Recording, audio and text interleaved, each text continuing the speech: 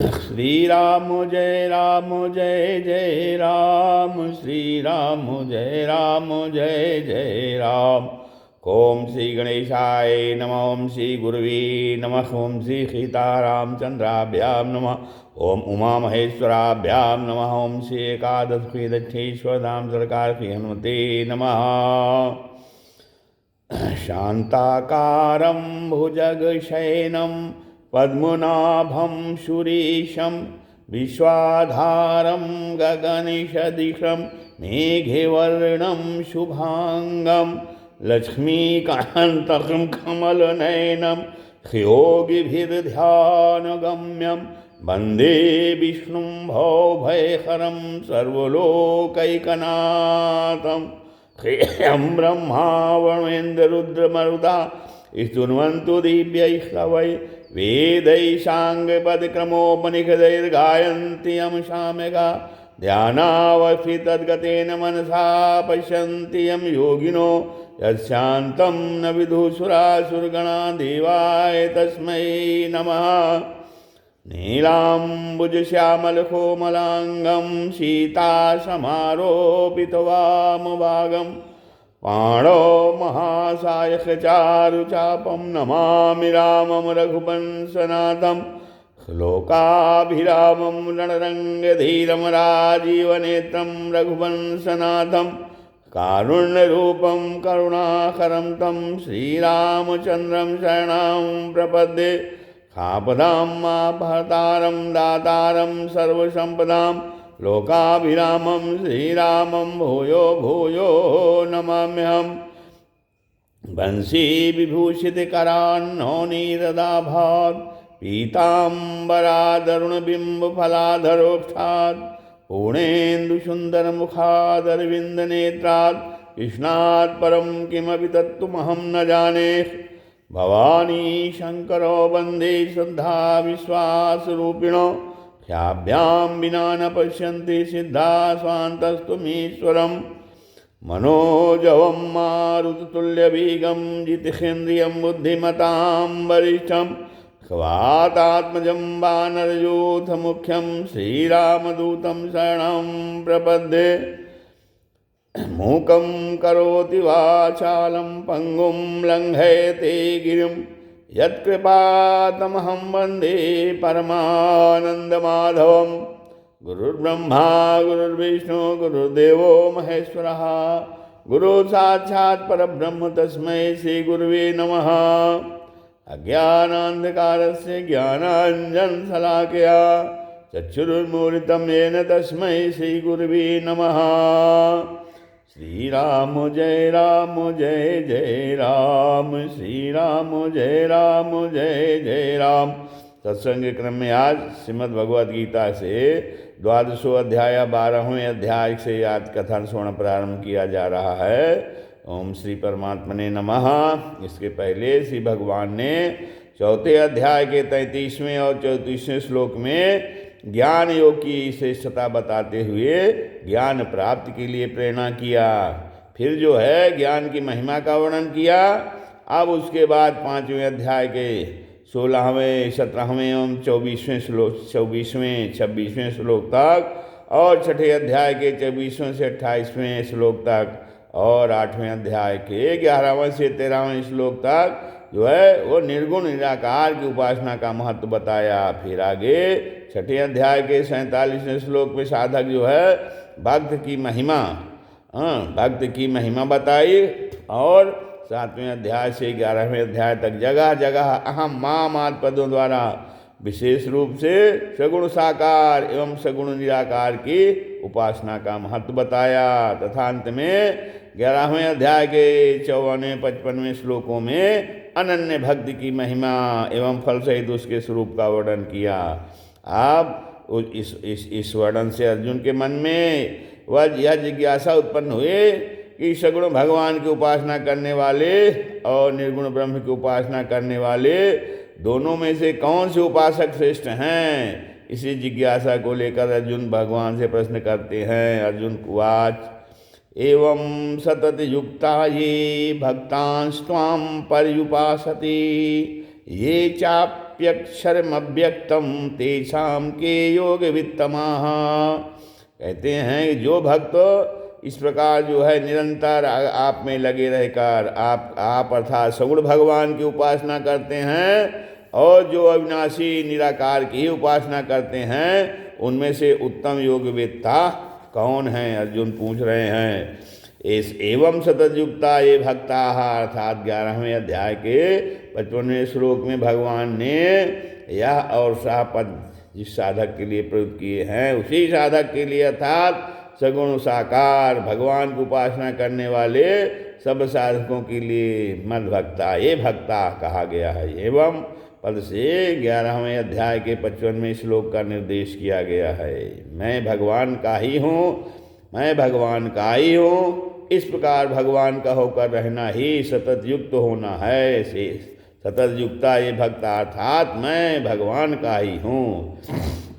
भगवान में पूर्ण श्रद्धा रखने वाले साधक भक्तों का एकमात्र उद्देश्य जो है वो भगवत प्राप्ति होता है। इसलिए अतः जो है प्रत्येक जो है जो पारमार्थिक भगवत संबंधी जब ध्यान आदि अथवा व्यावहारिक शारीरिक और आजीविका संबंधी क्रिया में उनका संबंध नित्य निरंतर भगवान से बना रहता है। सतत युक्ता पद ऐसे ही साधक भक्तों का वाचक है। आप साधक से यहाँ एक बहुत बड़ी भूल होती है क्या कि साधक से क्या भूल होती है कि वह पारमार्थिक क्रियाओं को करते समय तो अपना संबंध भगवान से मानता है, पर जो है व्यावहारिक क्रियाओं को करते समय वह अपना संबंध संसार से मानता है। श्री राम जय जय राम। हाँ, व्यावहारिक क्रियाओं को करते समय साधक जो है वो अपना संबंध संसार से मानता है। इस भूल का यही ये बहुत बड़ी भूल साधक करता है, क्योंकि वो जब पारमार्थिक क्रियाएं करता है तब तो अपना संबंध भगवान से मानता है, लेकिन जब व्यवहारिक क्रिया करता है अर्थात सांसारिक क्रिया करता है तो अपना संबंध संसार से मानता है। हाँ, ये बहुत बड़ी भूल है। और इस भूल का कारण क्या है? समय समय पर जो है साधक के उद्देश्य में होने वाली जो भिन्नता है, अर्थात जब तक बुद्धि में धन प्राप्ति, मान प्राप्ति, कुटुंब पालन आदि भिन्न भिन्न उद्देश्य बने रहते हैं, तब तक साधक का संबंध निरंतर भगवान के साथ नहीं रहता। और अगर वह अपने जीवन के एकमात्र उद्देश्य भगवत प्राप्ति को ठीक ठीक पहचान ले, जान ले, निश्चय कर ले, तो उसकी प्रत्येक क्रिया जो है भगवत प्राप्ति का साधन हो जाएगी। तो उसकी प्रत्येक क्रिया भगवत प्राप्ति का साधन हो जाएगी। हाँ, अर्थात उसकी प्रत्येक क्रिया भगवत अर्पण होगी, भगवान की आज्ञा के अनुसार होगी, भगवान के विधान के अनुसार होगी, भगवान के बताए हुए नियम के अनुसार होगी, जिससे उसकी प्रत्येक क्रिया भगवत प्राप्ति का साधन हो जाती है। और जब भगवत प्राप्ति का उद्देश्य हो जाने पर भगवान का जब स्मरण ध्यान आदि करते समय तो उसका उसका संबंध भगवान से तो है ही। हाँ, भगवान। हाँ, फिर किंतु जो है जब व्यवहारिक क्रियाओं को करते समय भी उसको नित्य निरंतर भगवान में लगा हुआ ही समझना चाहिए। हाँ, तो अगर क्रिया के आरंभ और अंत में साधक को भगवत स्मृति है तो क्रिया करते समय भी उसकी निरंतर संबंधात्मक भगवत स्मृति रहती है, ऐसा मानना चाहिए। इसीलिए कहा गया है कि कोई भी क्रिया का आरंभ जो है भगवान नाम से करना चाहिए, भगवान का नाम लेके कोई भी कार्य करना चाहिए। श्री राम जय जय राम। और जब कोई कार्य समाप्त हो तो अंत में भी भगवान का नाम लेना चाहिए, भगवत। हाँ, तो ऐसा करने से हर समय जो है वो निरंतर भगवान की स्मृति रहती है, ऐसा ऐसा माना जाएगा। तब जैसे बही खाते में जोड़ लगाते समय व्यापारी की वृत्ति इतनी तल्लीन होती है कि मैं कौन हूँ और जोड़ क्यों लगा रहा हूँ, इसका भी ज्ञान नहीं रहता। केवल जोड़ने के अंकों की ओर ही उसका ध्यान रहता है, लेकिन जोड़ शुरू होने से पहले उसके मन में यह धारणा रहती है कि मैं अमुक व्यापारी हूँ तथा अमुक कार्य के लिए जोड़ लगा रहा हूँ। और जोड़ लगाना समाप्त करते ही पुनः उसमें उसी भाव की स्फुरना हो जाती है कि मैं अमुक व्यापारी हूँ और अमुक कार्य कर रहा था। अतः जो है जिस समय में वह तल्लीनता पूर्वक जोड़ लगा रहा है उस समय भी मैं अमुक व्यापारी हूँ और अमुक कार्य कर रहा हूँ, इस भाव के विस्मित दिखते हुए भी वस्तुतः विस्मित नहीं मानी जाती।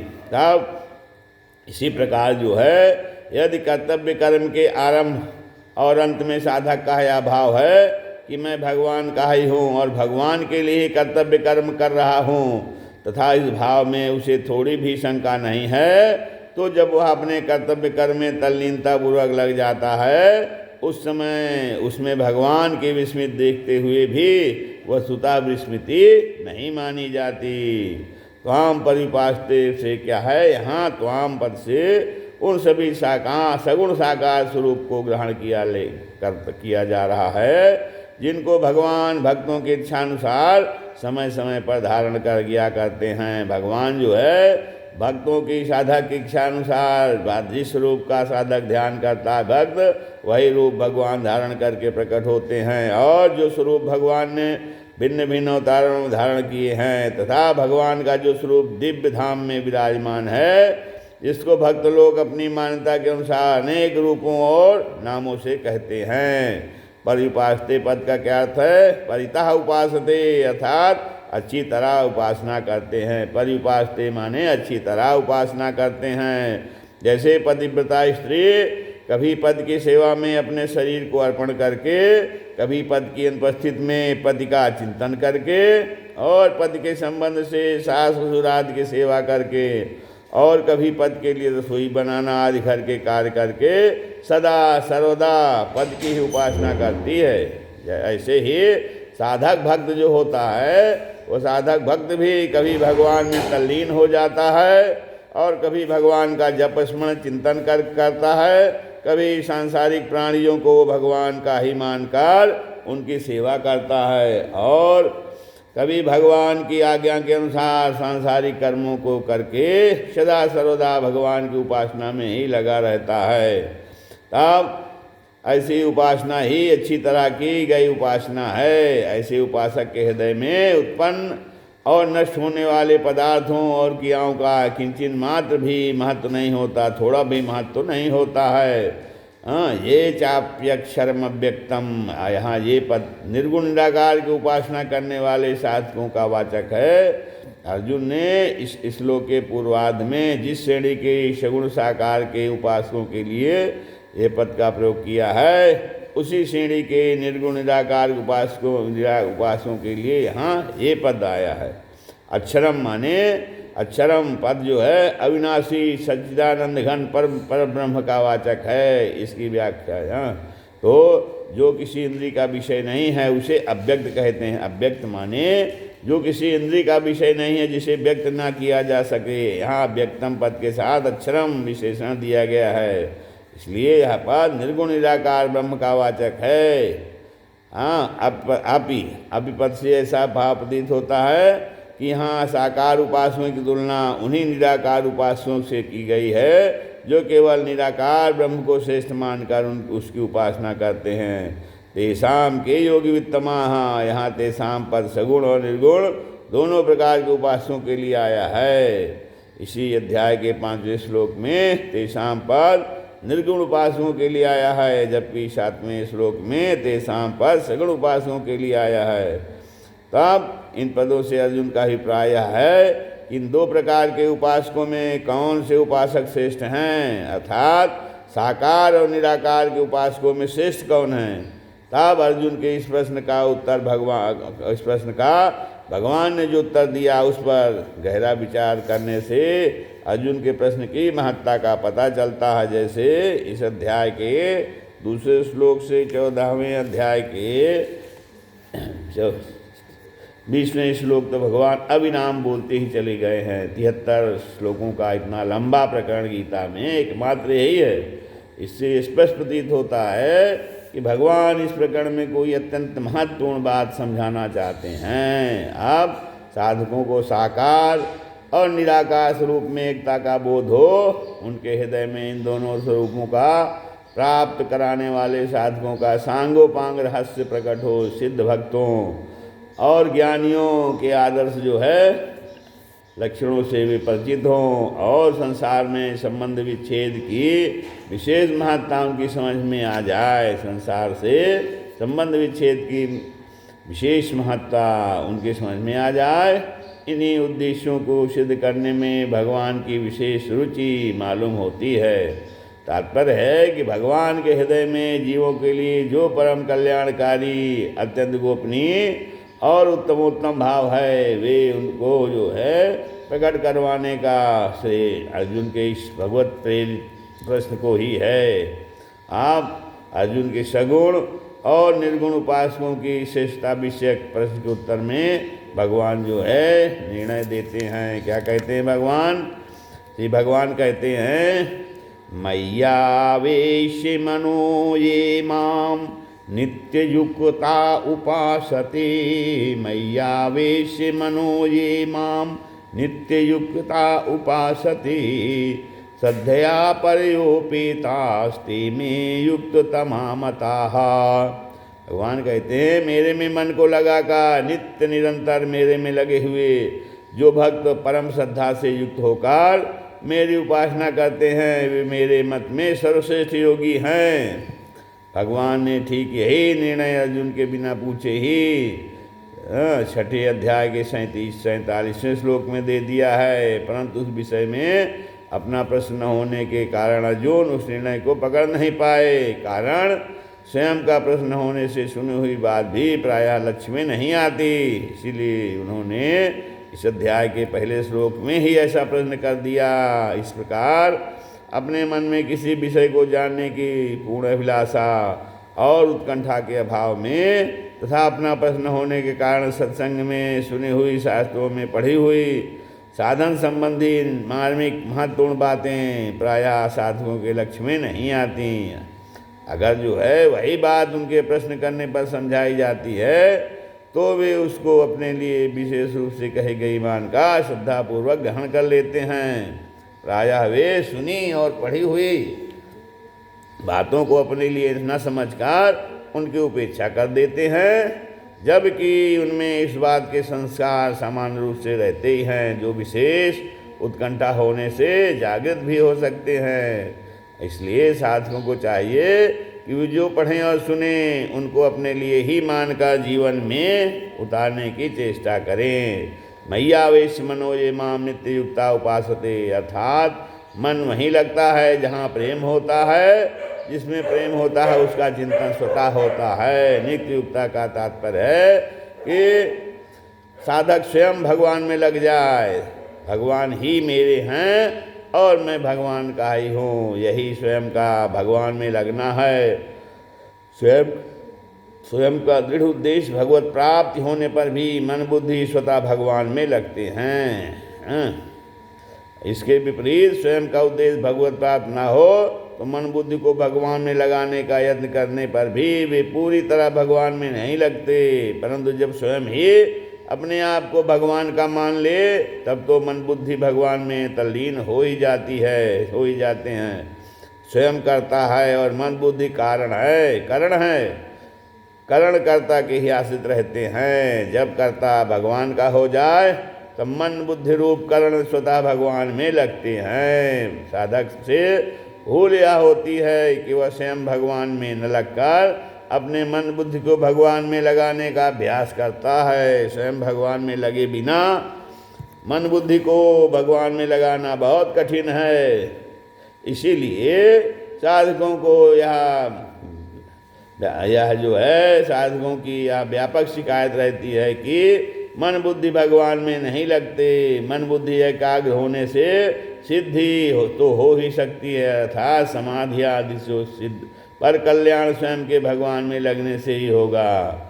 उपासना का तात्पर्य है कि स्वयं जो को भगवान के अर्पित करना कि मैं भगवान का ही हूँ और भगवान ही मेरे हैं। अपने स्वयं को भगवान के अर्पित करने से नाम जप, चिंतन, ध्यान, सेवा, पूजा आदि तथा शास्त्रविद क्रिया मात्र स्वतः भगवान के लिए ही होती है। शरीर प्रकृति का जीव परमात्मा का अंश है। शरीर जो है वो प्रकृति का जीव परमात्मा का अंश है।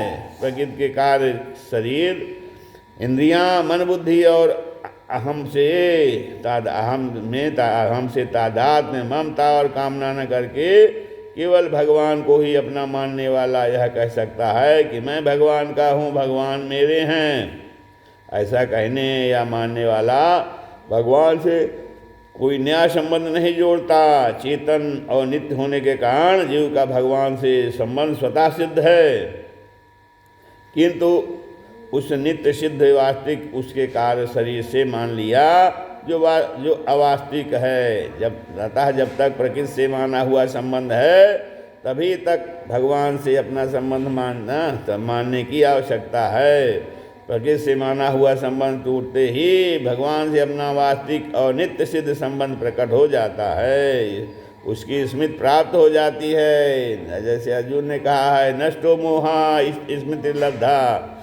तो जड़ता के सम्मुख होने के कारण अर्थात प्रकृति के सम्मुख होने के कारण अर्थात उससे सुख भोग करते रहने के कारण जीव शरीर से मैंपन का संबंध जोड़ लेता है, अर्थात मैं स्वरूप में ऐसा मान लेता है। इस प्रकार शरीर से माने हुए संबंध के कारण वह जो है वर्ण, आश्रम, जाति, नाम, व्यवसाय तथा बालकपन, जवानी आदि अवस्थाओं को बिना याद किए भी स्वाभाविक रूप से अपनी ही मानता रहता है, अर्थात अपने को उनसे अलग नहीं मानता।